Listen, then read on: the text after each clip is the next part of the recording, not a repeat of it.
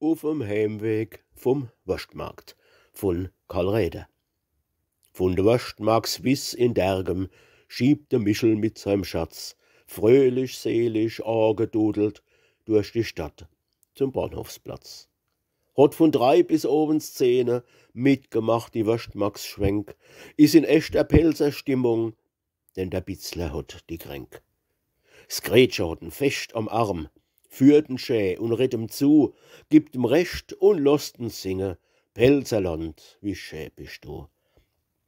Da auf einmal sagt der Michel, ich weiß gar nicht, was ich hab, mei rechtes Bein, das is viel Katze, mir kommt's vor, als ob ich knapp.